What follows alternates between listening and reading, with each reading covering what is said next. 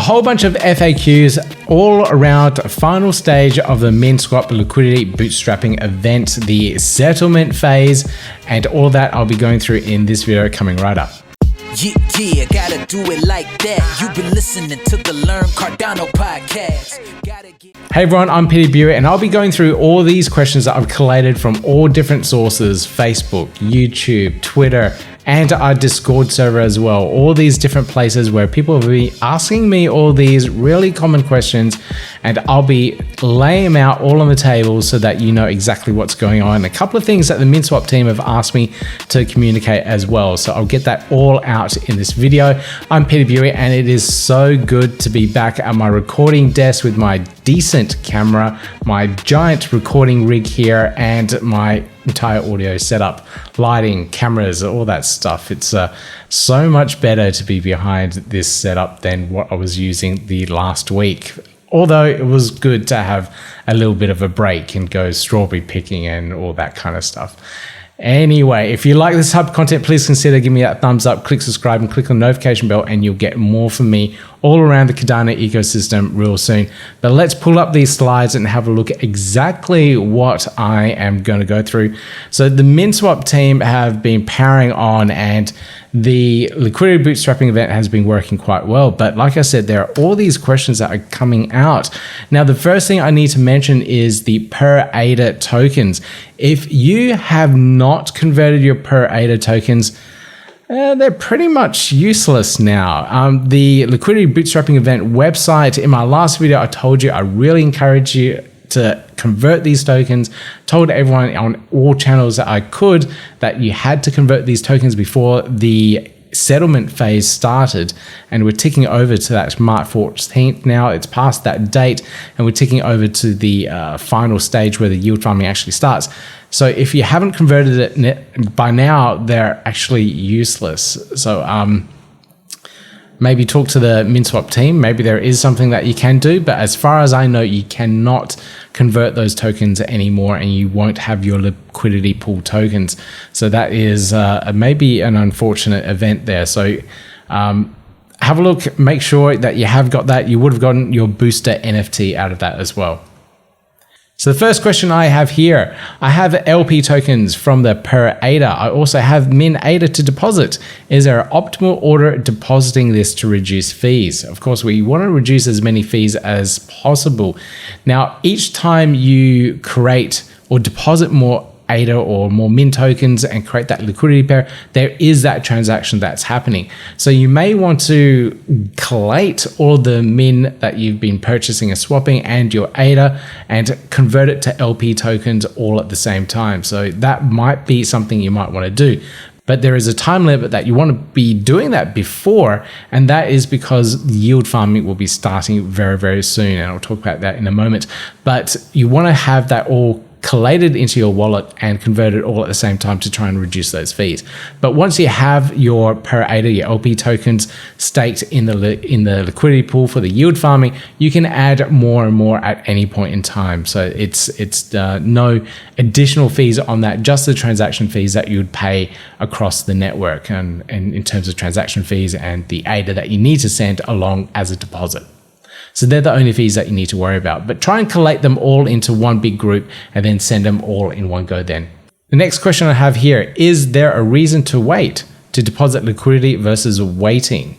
No, there isn't any point of waiting at this point in time. You should be depositing your liquidity if that is your strategy, if that is what you want to do. So deposit your liquidity, get your ADA in, get everything loaded before the yield farming starts. Hi Pete. How about fees in SS? Any news? Now, I had to clarify what this was. This question was talking about, but I kept it as its original question.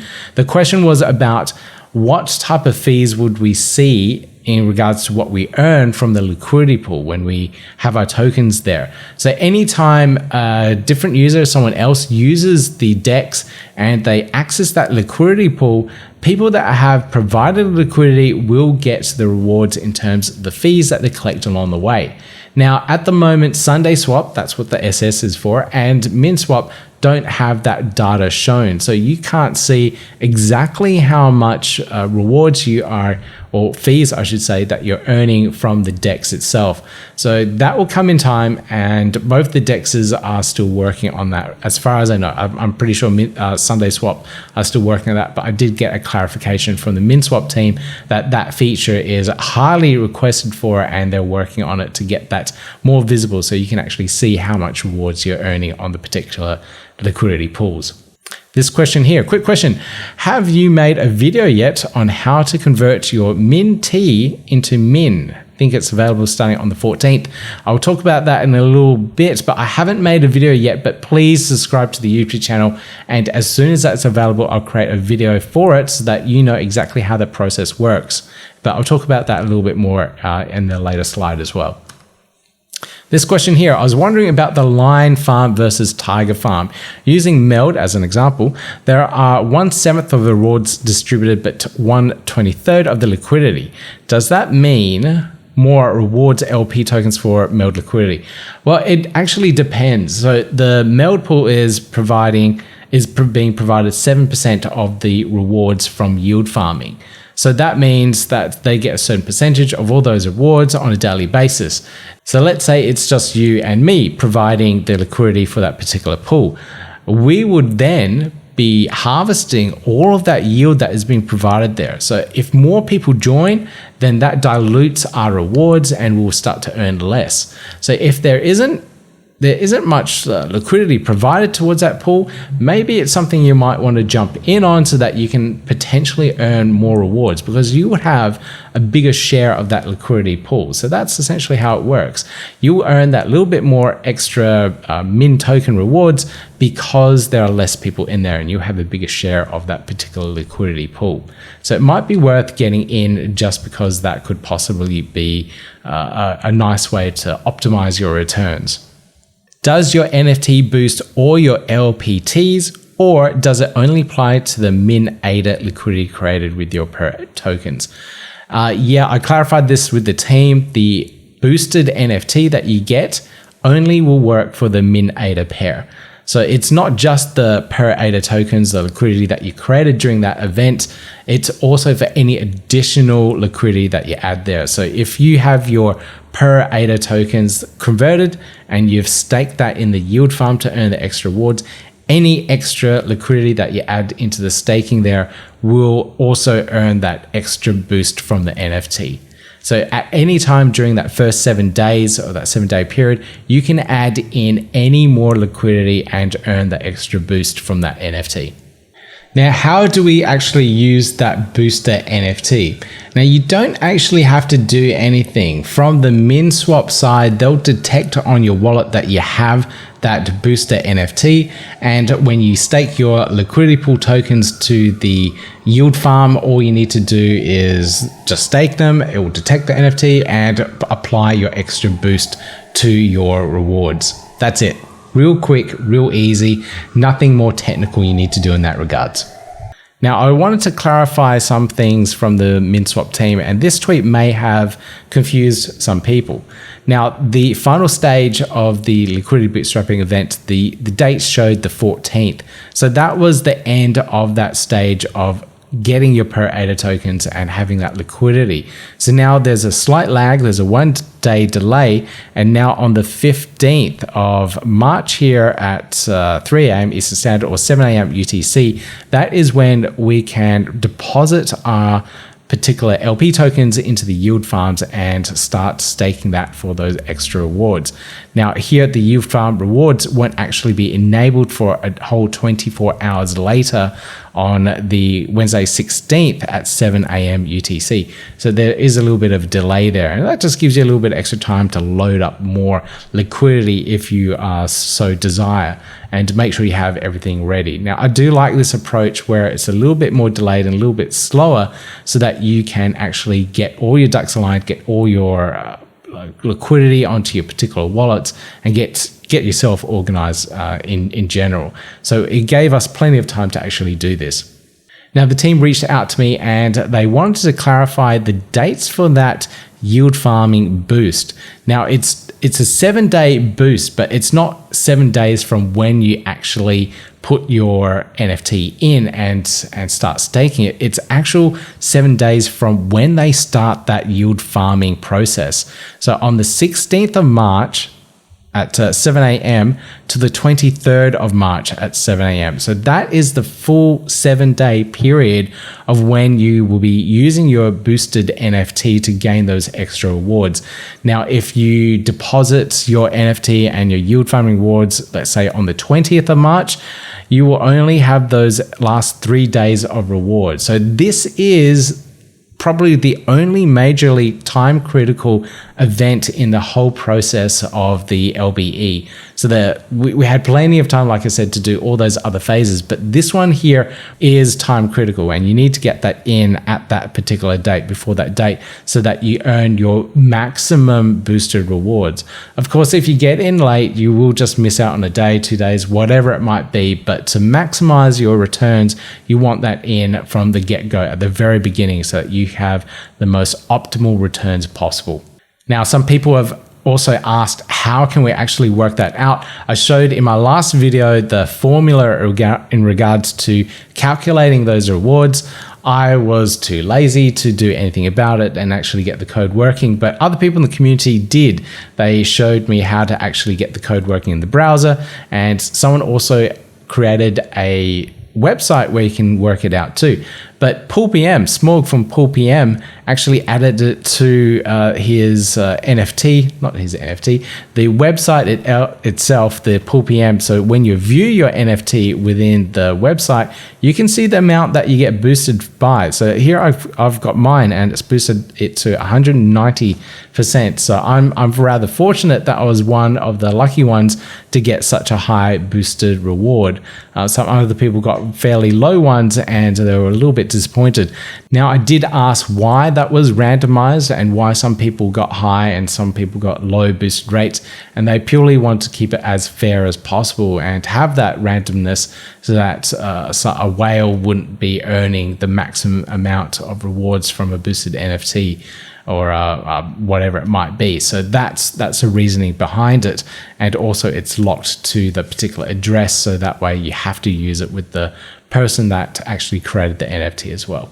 So that's the reasoning behind it. So unfortunately, some people that even with a small amount of ADA and have been supporting the MinSwap project from the day one got low boosted NFTs. It's rather unfortunate, but that was purely randomized and purely luck based on the name and the asset ID number. Now, I did talk about this in my last video, and I went through all the different pools that you can actually yield farm in. And this was all voted in by the community. So if you look on the forum, you'll be able to see what the conversations were about and which pools were voted in for.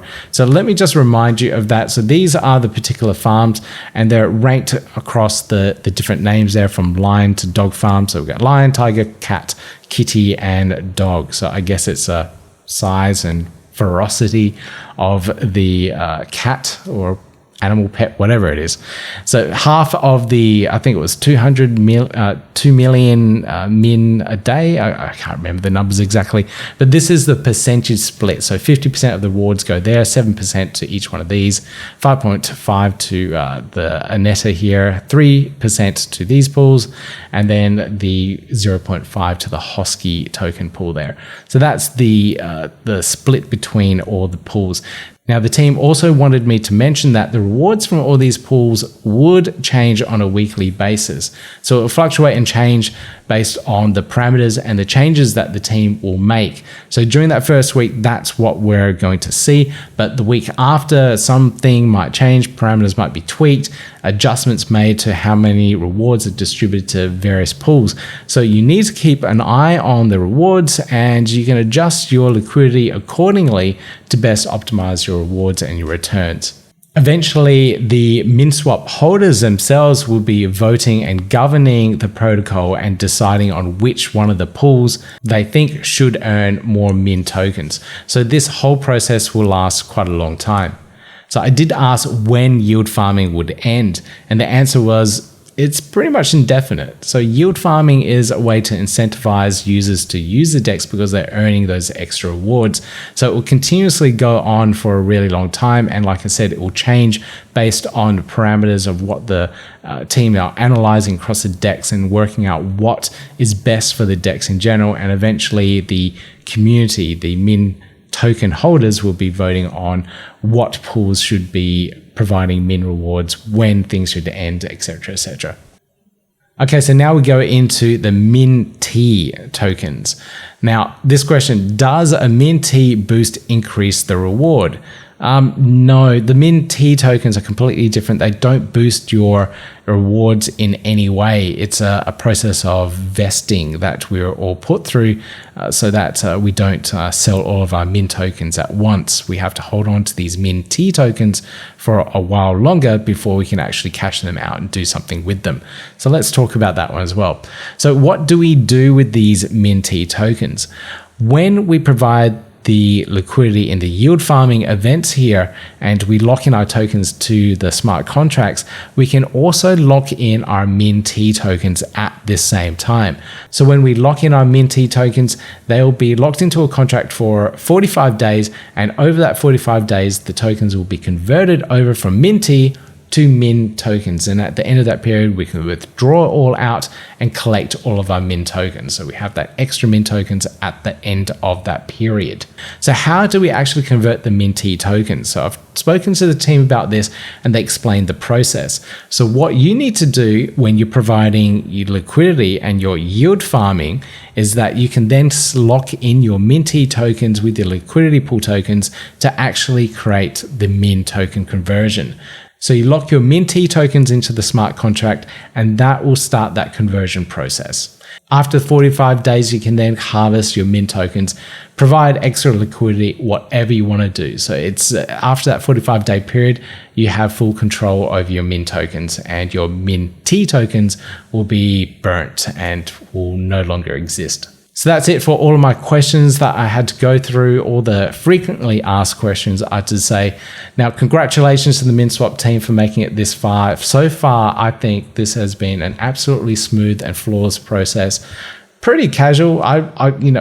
The other events like minting NFTs, whatever it might be, I have to wake up at 3 a.m. here in Australia and it gets taxing. If you're really into NFTs or any other project that's launching, the usual time that you wake up is 3, 4, 5 a.m., whatever it is, to get through this and actually participate in the ecosystems. But this long, slow approach has made things so much more relaxed. It's kind of like how World Mobile Token did their token sale over a month period, or even Empower, they did that very long process of their token sale. So it made it really, really, really relaxed. There wasn't that real hype about being able to get in and be the very first to purchase the tokens. It made the process so much easier. So I really have to commend the team on that to make this process as easy as possible. It allows everyone to educate themselves and learn all about the DEX, the LBE and everything around it as well.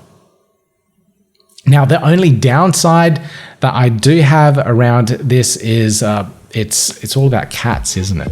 I'm a dog person. I don't know about you, but let me know in the comments down below if you're a cat person or if you're a dog person. I'll leave 2 comments. Give it a vote if you're a dog person, or if you're a cat person, give it a thumbs up there. So let me know. Do I really want to start this debate? I think I have. But everything else has been absolutely fantastic. Maybe we have Dog Swap come up later on.